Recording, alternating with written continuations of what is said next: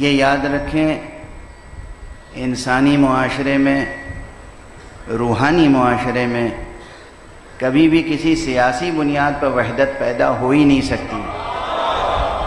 وحدت پیدا ہوگی تو روحانی بنیاد پر، وحدت پیدا ہوگی تو انسانی بنیادوں پر، وحدت پیدا ہوگی تو عدل و انصاف کی بنیادوں پر، سیاسی بنیادوں پر کبھی وحدت نہیں پیدا ہو سکتی۔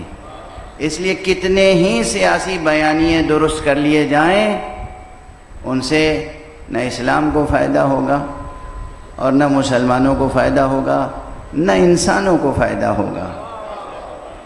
وحدت پیدا ہو سکتی ہے تو صرف اور صرف سچی انسانی بنیادوں پر، سچی روحانی بنیادوں پر، سچی الہی بنیادوں پر۔ اصل قال اللہ اور قال رسول اللہ ہے، قال فلان و قال فلان کی کوئی حیثیت نہیں ہے۔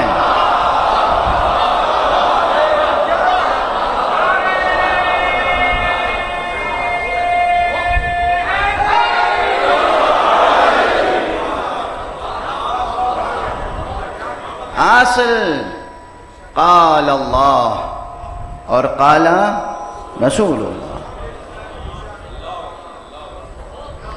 جو چیز ثابت ہو کہ اللہ کی طرف سے ہے اس پر ہماری جانیں قربان، جو چیز ثابت ہے کہ رسول اللہ کی طرف سے ہے اس پر بھی ہماری جانیں قربان، جو چیز ثابت ہے کہ رسول اور خدا کی طرف سے نہیں ہے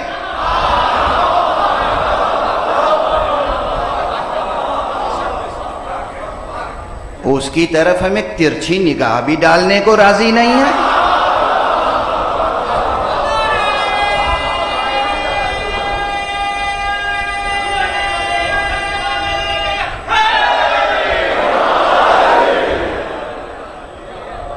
خدا کی قسم اسی یقین کے ساتھ منبر پہ آتا ہوں اور جو آپ کے سامنے گزارشیں کرتا ہوں یہ سوچ کے کرتا ہوں کہ حضور حق میں بھی یہ بیان دے سکوں۔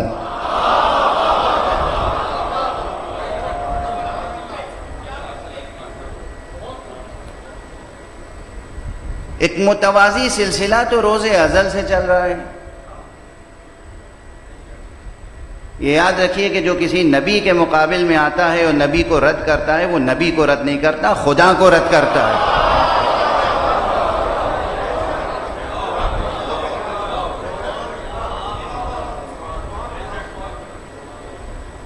اللہ سبحانہ و تعالی نے آدم کو منتخب کیا، آدم کو نبی بنایا، آدم کے آگے سجدہ ریز ہونے کا حکم دیا۔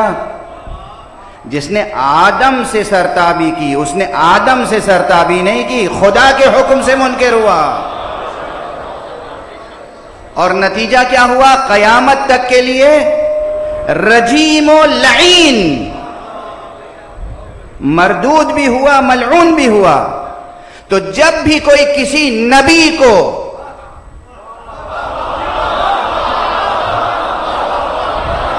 کسی نبی سے یہ کہے کہ ہمیں تمہاری ضرورت نہیں ہے،